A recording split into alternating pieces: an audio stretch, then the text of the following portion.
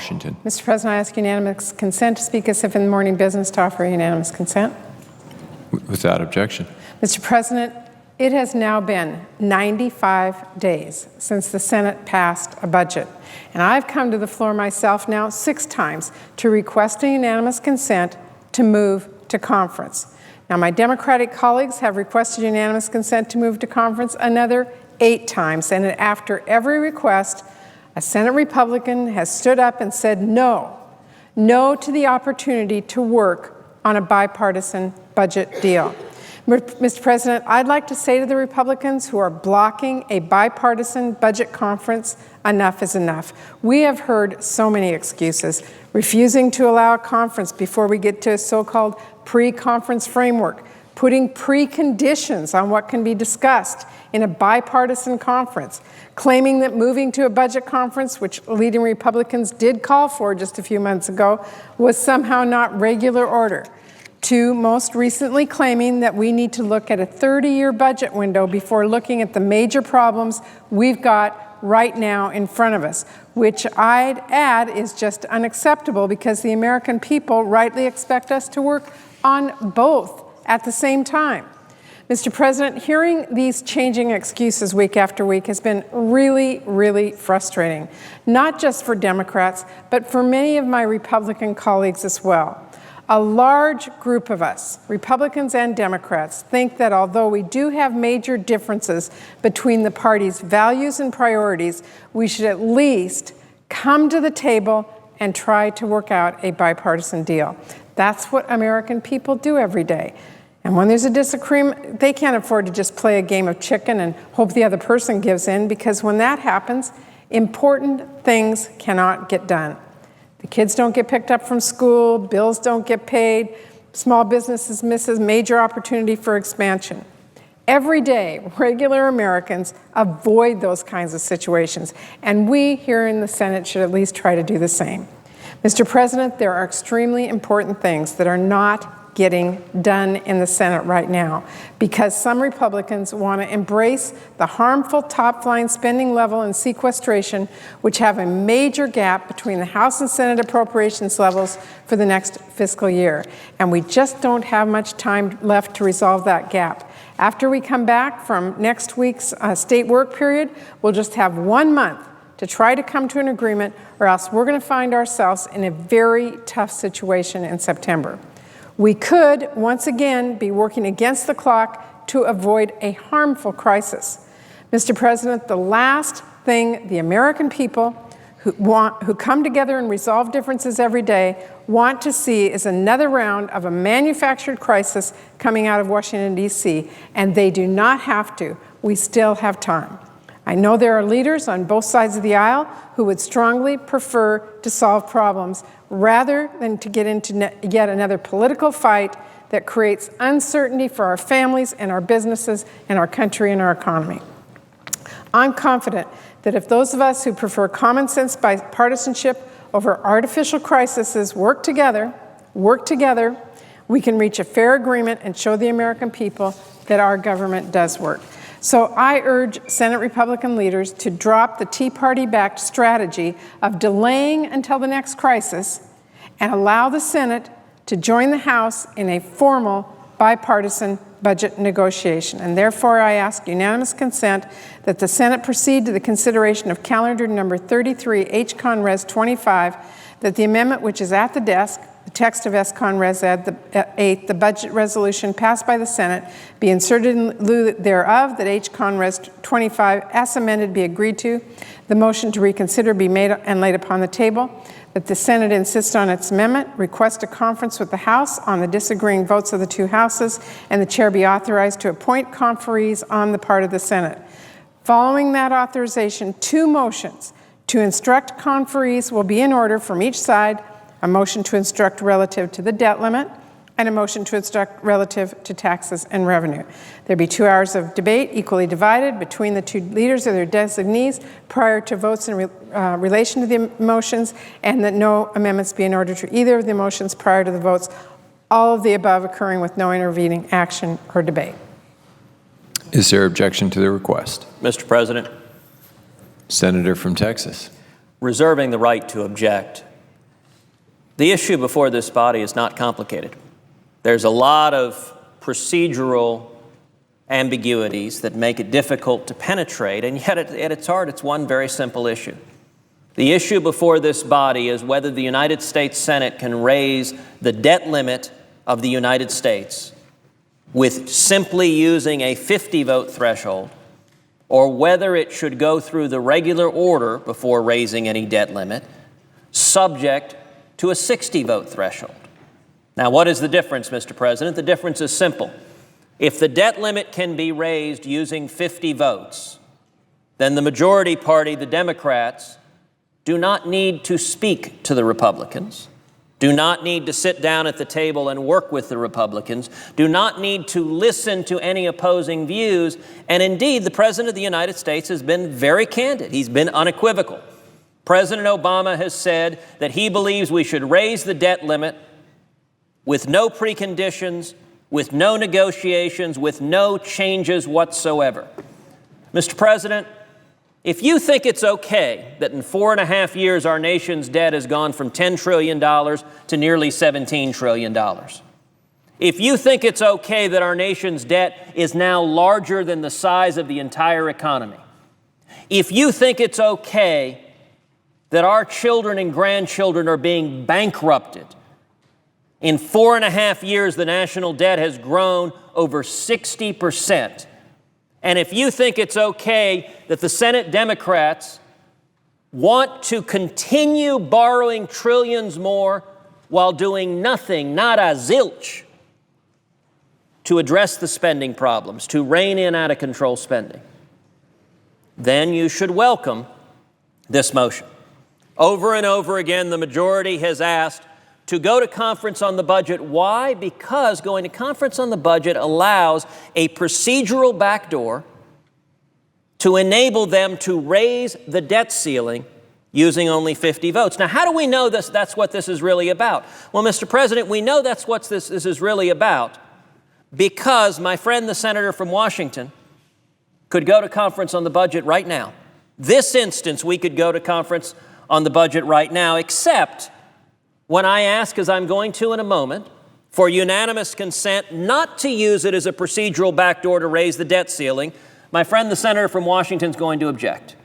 And I know this because we've done this kabuki dance more than once, and we continue doing it back and forth. But it makes clear that's what this fight is all about. Now, of course, the Senate budget didn't address the debt ceiling. The House budget didn't address the debt ceiling. We didn't have a debate on the floor of this Senate about the debt ceiling. We didn't have a vote on the floor of the Senate about the debt ceiling. And yet, the reason the majority is so adamant that they want to go to conference is because it presents them with an avenue to use 50 votes, the votes of only the Democrats in this body, to raise the debt ceiling, to dig us further in debt, and to do nothing to fix the problem. Mr. President, I would suggest that's irresponsible. That's not what Americans want. It's not what Democrats, Republicans, or independents outside of the Washington Beltway want. Americans, look, we fundamentally know it is wrong to stick our kids and grandkids with $17 trillion in debt. And it's even more wrong to keep on doing it and making it worse and worse and worse and not roll up our sleeves to fix things. Mr. President, one of the great frustrations of this body is that for some time now, the American people have been unequivocal. Their top priority is jobs in the economy, is turning around what's going on, and yet this body doesn't talk about that.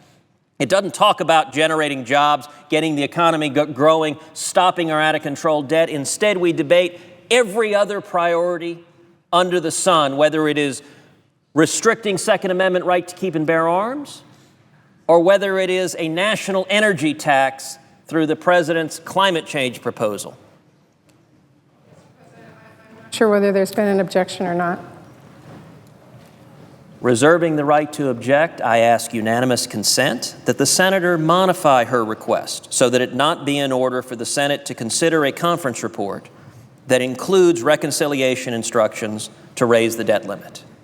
Mr. President, I would object to that. Is there objection? Because what the senator is asking for is a precondition on a conference committee without the consideration of this full Senate. What I have offered to him and to this body in my unanimous request is a vote on a motion to instruct conferees, which is what occurs in the Senate if we want to put any preconditions on to a budget. So I reject Would the his senator unanimous yield for a consent, question? and I would move again for my unanimous consent and ask consent.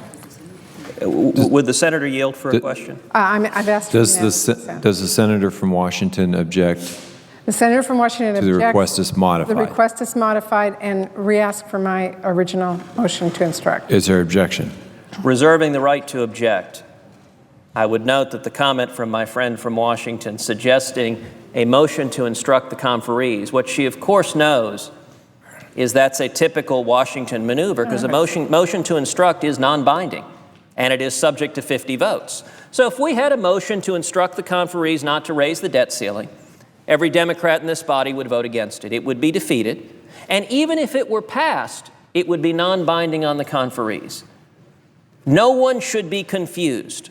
What the Democrats want is to raise the debt ceiling, and they want to do it just using 50 votes, ignoring the views of the minority and doing nothing to fix the problem. Accordingly, I My object. unanimous consent. Is there objection? I The object. original motion. Objection is heard. Mr. President. Senator from Colorado. Thank you, Mr. President. I was here to talk about immigration, and that is what I will talk about, but I have been caught in the crossfire on this subject. I just want to say, you know, my view is this is exactly what people hate about Washington, D.C. It's exactly why we have a 10% approval rating for 4 years. I went to town hall meetings and was asked over and over and over again in these town hall meetings, why don't the Democrats in the Senate pass a budget? Which I think is a very legitimate question. And we got a new chair of the Budget Committee, and we passed a budget after 4 years, and now we're told we can't go to conference to have a discussion with House Republicans about what our budget ought to look like. And I actually disagree with the senator from Texas, I have to say respectfully, on the merits of this issue. That is to say, on the debt ceiling itself. And this is the reason I think folks in Colorado can't stand this place. There's not a mayor in my state, whether they're a Republican or a Democrat or a Tea Party mayor, not one, who would threaten the credit rating of their community for politics. Not one. We'd run them out on a rail because that's not the way you do business. The credit rating of a community is the most important thing that it has. The full faith and credit of the United States of America, which until the last debt ceiling discussion had never been questioned, was questioned for the first time in our history. Not because of the size of our debt, which, by the way, I've spent 4 years trying to work on because I believe it is a severe problem that we face. Very severe problem that we face. I look forward to working with the senator from Texas on this issue. But because of the political dysfunction in D.C. That's why we got this downgrade. The senator from Alabama who's left the floor was talking about the restatement of our GDP numbers in the first quarter. I worry a lot about that. You know, the people I represent, they're not concerned with the procedural stuff that goes on here. What they're worried about is an economy that they're living in day after day after day, where even in periods of economic growth, median family income is falling. Middle-class families are falling behind. They're worried about an economy where they're earning less at the end of the decade than they were at the beginning, but their cost of higher education continues to escalate. Their cost of health care continues to escalate. And as individuals, as families, and as members of a generation, they're worried that we're going to be the first generation of Coloradans and Americans to leave less opportunity, not more, to the people that are coming after us. That's what they're... Question. I would like to finish my statement, and then I will gladly yield for a question. So I was glad to hear the senator for Alabama. He and I disagree on the immigration bill, but we certainly agree on the issue of the concern that all of us have for this economy, or most of us have about this economy. And it's one of the reasons we should pass this immigration bill. The Congressional Budget Office tells us that we would see 3 additional points of GDP increase in the first 10 years, 5 over the 2 10-year windows if we pass the bill. And to the point about American jobs, I was very glad to hear him say he wasn't talking about the 11 million people who are here. because most of the 11 million people here are working. But they're working in a shadow economy, a cash economy, under circumstances where they can be exploited. And we've allowed that to happen because of the broken immigration system that we have. If all you cared about, and I deeply care about it, was rising wages for the American worker, you would want to bring those 11 million people out of that shadow economy. You'd want them paid in something other than cash, and you'd want them, for heaven's sake, paying taxes at a time when we've got the kind of deficit problems that the senator from Texas is describing. Now, the senator also talked about the future flow of immigrants, and I should say I was part of this bipartisan group. This is not a partisan bill, this immigration bill. There were 8 of us, 4 Republicans and 4 Democrats, who worked together on this bill. And one of the things we thought hard about was the future flow of immigrants to this country. Because generation after generation of Americans, since the founding of our country, have relied on new immigrants to bring their ideas, to bring their talents, to bring their energies to our shores, to build their businesses here. Today, what we're saying to people is, even people that get college degrees in the United States that we subsidize, that we pay for, even those people are saying, don't stay here. Even if you want to stay here, please go home to China and start your business there. Go home to India, compete with us from there. Go hire people there instead of creating jobs here in the United States. We are a nation of immigrants. We subscribe to the rule of law. And this bill is a ratification of those 2 American ideals, ideals that you can almost not find in any other country in the world. Which is why I am so glad that for once, this body is actually acting in a bipartisan way to deal with not an easy problem, but a tough problem. Because I'll tell you what, the kids that are visiting today from 4-H all across the country and from my state of Colorado actually are expecting us to do these hard things, as our parents and grandparents did before them, so we don't leave them in the lurch. That's what's at stake here. And that's why I wish we could find a way past this budget impasse as well, so we actually could start to have a responsible conversation about what we're going to do on the entitlement side and on the revenue side, so that we don't continue to hack away at domestic discretionary spending in ways that could lead us, with some of the House proposals, to invest only 4% of the revenue we collect in the future. 4% in transportation and agriculture and education. There's not a business in this country that would last a year if it invested 4% of its cash flow in the future of that business. So at some point, we've got to move beyond where we've been here and actually get into a serious discussion about how we're going to manage this debt down over the next decade or 2 in ways that don't prevent us from growing our economy and in ways that don't subject our children to unpaid bills. It would be as if I went to the mortgage lender on my house and I said, I'd like to buy a house and I'm going to take out a mortgage and then I'm going to give it to my kid to carry for me instead of paying for it myself. That is the position we're in today. And the only way we're going to solve that is if Democrats and Republicans can sit down together and actually move past the talking points. Mr. President, with that, I'll yield for a question. If I may ask my friend two questions on the 2 topics that he addressed, the first being the debt ceiling and the second being immigration. And on the debt ceiling, the question I would ask is, does my friend from Colorado believe that Congress should continue raising the debt ceiling in perpetuity with no changes and no preconditions, and should the Senate be able to do so with just 50 votes? Here's how I answer that. I appreciate the question through the chair from the senator from Texas. It's clear that this is not going to get us anywhere, this procedural fight that the 2 of you are having every couple of weeks. I mean, I think that's clear. I think it's clear that the debt ceiling is something that's been raised time and time again by Republicans and by Democratic presidents over the years. And I think it's also clear that we have to deal with our debt and our deficit. I believe that. But for myself, I don't feel like I would come to the floor and say, I'm only going to allow this bill to go to conference with Republicans in the House if all the money comes to Colorado. Or some other stipulation that I would want that 99 other senators wouldn't agree with. The second thing is that I think it's important for people to understand is that this issue, and again, I am not in any way trivializing the issues around our deficit and our debt. And I want the Senator from Texas, I hope he understands that, I hope he knows that about me. But I worry about the debt ceiling as a tool of accomplishing this, first for the reasons that have to do with our credit rating, but also because there's a view among some that the debt ceiling is about bills that we are going to incur as opposed to the ones we already have incurred. In other words, I don't think if somebody were at home and said, I mean, it'd be one thing if somebody said, you know what, I'm spending too much money, I'm going to cut up my credit card.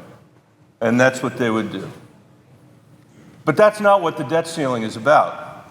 What the debt ceiling is about is somebody saying, you know what, I want the best cable package I can find. I want the best satellite package that I can find. And when the bill comes to pay for it, I'm just going to chop it up into little pieces and not pay it. That's what I don't like about this approach, but everybody's entitled to their own approach on this question. I just wish we could move forward here instead of continuing to earn the 10% approval rating that Congress has. That's all I'm asking for. Would the senator yield to an additional question Sure. on that point? I like and agree with your analogy of cutting up the credit card. And indeed, if my friend from Colorado indeed supports anything resembling Congress cutting up the credit card, that would truly be a dramatic position and a position on which he and I could find common cause.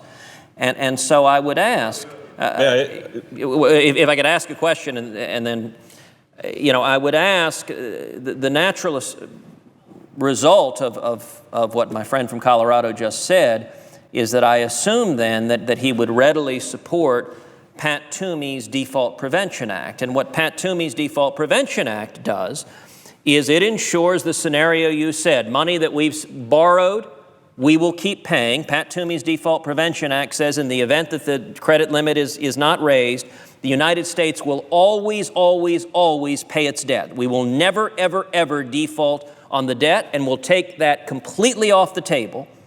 And so then the debt limit fight would only be about, as my friend from Colorado put it, cutting up the credit card for future spending. And so I would ask, would my friend from Colorado support the Default Prevention Act, making it impossible, taking default off the table permanently? I say through the chair to my friend from Texas, I haven't read the bill, but I will read the bill, and I'll commit to you that I will do that.